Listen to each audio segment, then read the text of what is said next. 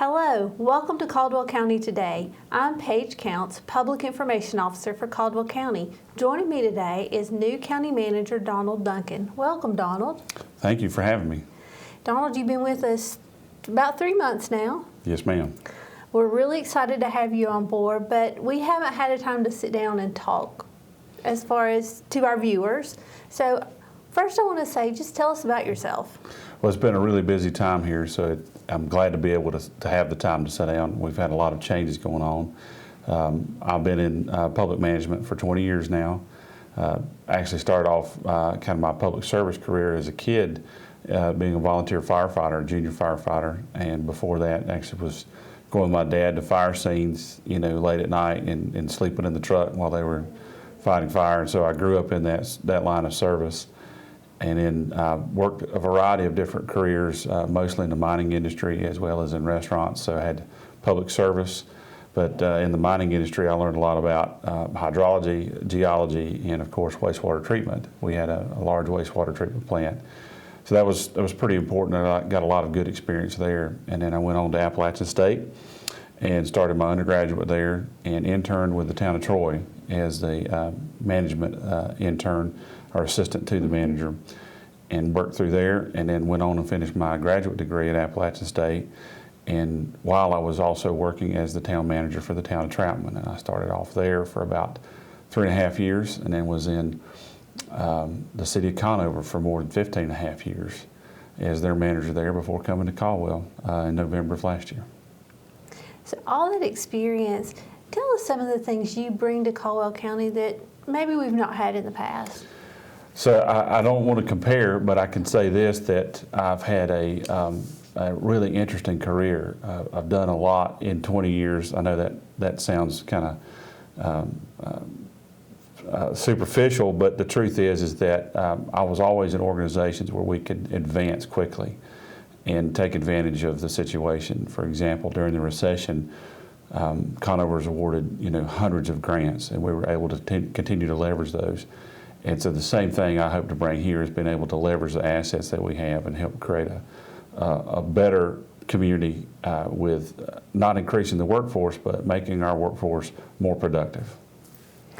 And as you speak about making the workforce more productive, you've made some changes in the first 3 months. Tell us about the changes you've made organizationally. So some of those were outlined by the commissioners upon interviewing me and wanting to make some organizational changes. But the first big steps we did was we actually had to go out and find somebody to replace Thomas Welch, our county clerk, who did a great job with us, and we hated Thomas was leaving. And then we had Miss Lynn Church also retiring at the same time. And so that caused us to be able to have the opportunity to take those two positions and combine them into an assistant to the county manager as well as a county clerk position. And so we were fortunate enough to find Miss Abigail Rich, and Abby's doing a great job. Only been on the job a couple months, and just had our first commissioners meeting back in January and getting ready to start our second one. So we're really looking forward to her long-term tenure here. And she has a unique work ethic, and so she's constantly thinking about ideas and bringing them to us. So that's going to be great. And then the next big changes were Mr. Helton, who served as the interim county manager and finance officer for the county. We promoted him up to CFO, and CFO is not just a title. He actually has departments that report directly to him, as well as controlling all the revenue and expenses for the county. So he's got a higher responsibility. Part of that new job is also to build a new finance team. Not that the old finance team is bad, it's just that we have a lot of people with many, many years of service. So we're going to have to begin succession planning soon in a crash program, and he's already started work on that, because we don't want to lose all of those years of experience and dedication that has kept Caldwell County financially sound for all these decades. And then, of course, Mr. Jimmy Harrison was promoted to Deputy County Manager, and Jimmy also has a third of all the departments that report directly to him. And because of him moving up, then Miss Beth Brown got to be promoted to HR Director, and Beth's doing a great job. And she's quite interesting to work with. She has a very unique personality, and really has kind of that velvet hammer approach. So she really helps us in personnel, and really enjoy working with her. And then we had animal control, and animal control was housed under the health department. So that created a lot of complications and more bureaucracy than necessary. And plus, the health department is going through the first global pandemic in 100 years, and so they need all the resources and time they can to focus on that. So the commissioners allowed me to create a whole new division and move the animal control into the new animal care and enforcement division. So we created a whole new department and rearranged everybody there. We had several positions that were left vacant, and we feel very fortunate that we were able to find Richard Gilliland, who's a lieutenant in Grand Falls Police Department and is now sworn through Caldwell County Sheriff's Office, and start making that transition to really have two divisions in animal care. One will be the warm and fuzzy side where people come in and adopt an animal and also learn how to take care of an animal.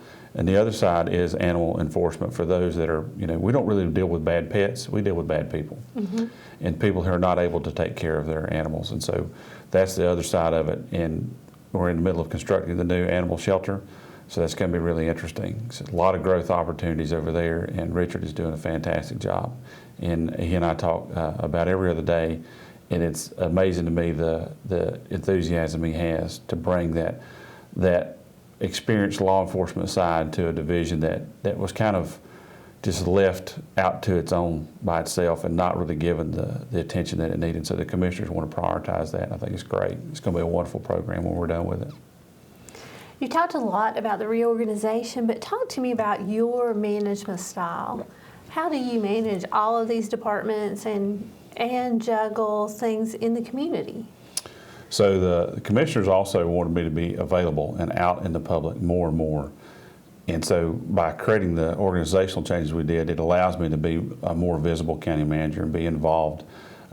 We had training all day today, and so I was also able to take a lunch with the Chamber of Commerce. And so meeting with local fire departments or getting out and meeting citizens and being involved. The organizational structure that we have allows me to do that. I know that there's people here when I'm not available that can continue to keep the facilities going and answer citizens' questions. As far as leadership style goes, that's always one of those questions that come in an organizational theory book, and they have these categories. I don't subscribe to any of that. My theory is you have to be dynamic. You have to be able to adapt to whatever the situation calls for. We're in the middle of a global pandemic, but we still have to provide all of our normal services. There's a workforce shortage, so we have to be able to work and find and do all the work and even more that we used to with a smaller staff. It's quite difficult, and it's also entertaining. For me, I hate mundane things. I hate the boring routine. So every day that I have is different, and so my management style kind of fits that, is that we adapt as needed. I may be on the phone with an irate citizen, and in the next minute I'm talking to a U.S. Senator, and the next minute I'm talking to someone has a family member who's facing a drug addiction issue, and they unfortunately end up in the court system, and we're having to work through that and trying to find a way to get them services, to get them back to being a human and not being, a victim of addiction. So that's a tough row, and I enjoy it. Every day is different.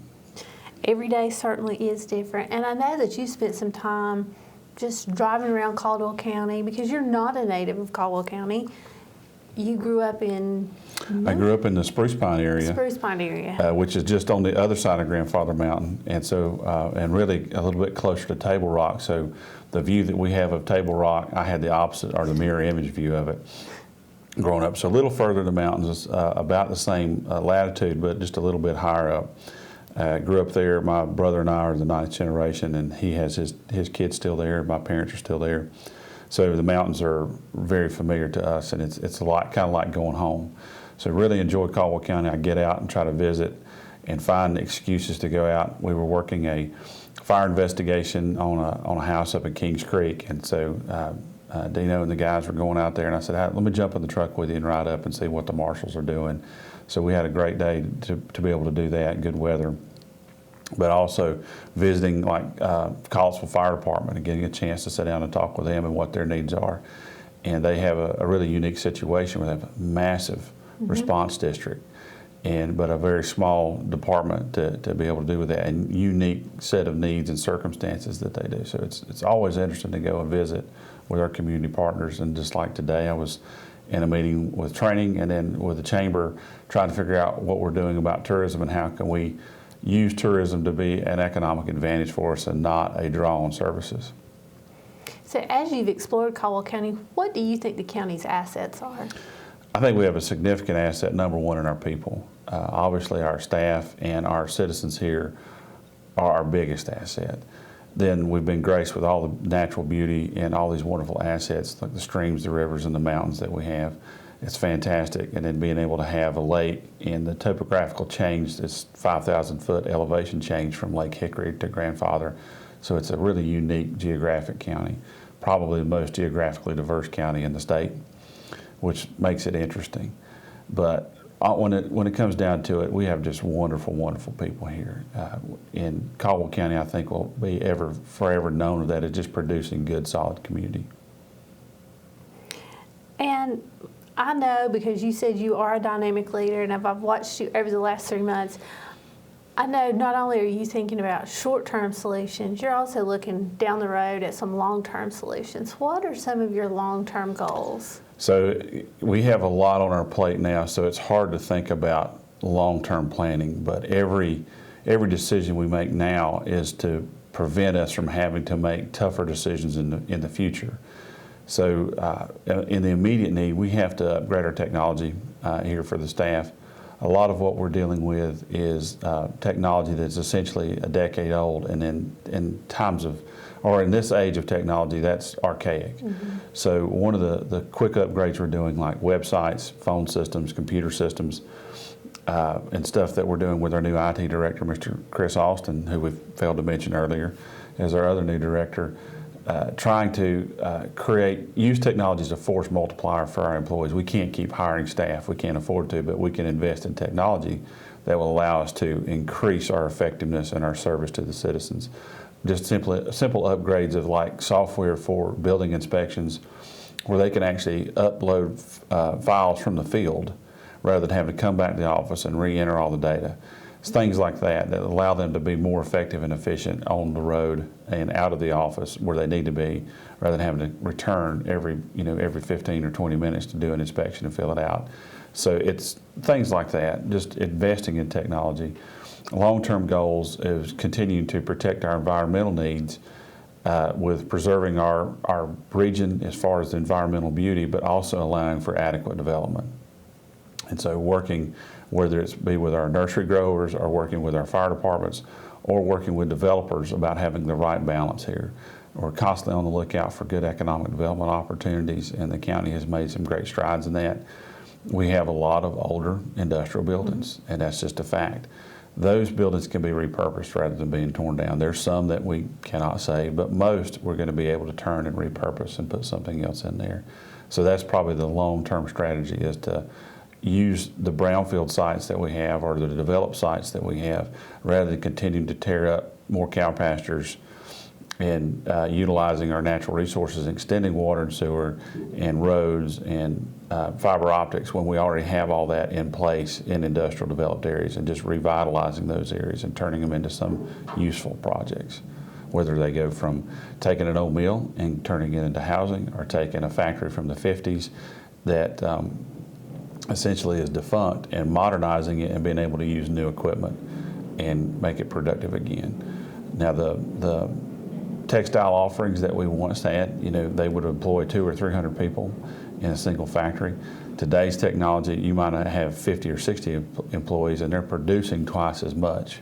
So that's part of it too, educating our workforce, our next generation, the kids that are graduating now, working with the community college and the school system, which is a wonderful, wonderful asset that we have, to create the workforce of the future.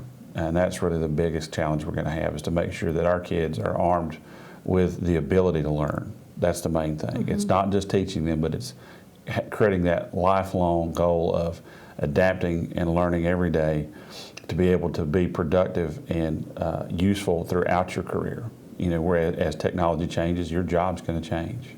So you need to be able to adapt. Before I ask my final question, I want to ask you, is there any message you want to deliver directly to the citizens? Anything you would like to say after 3 months?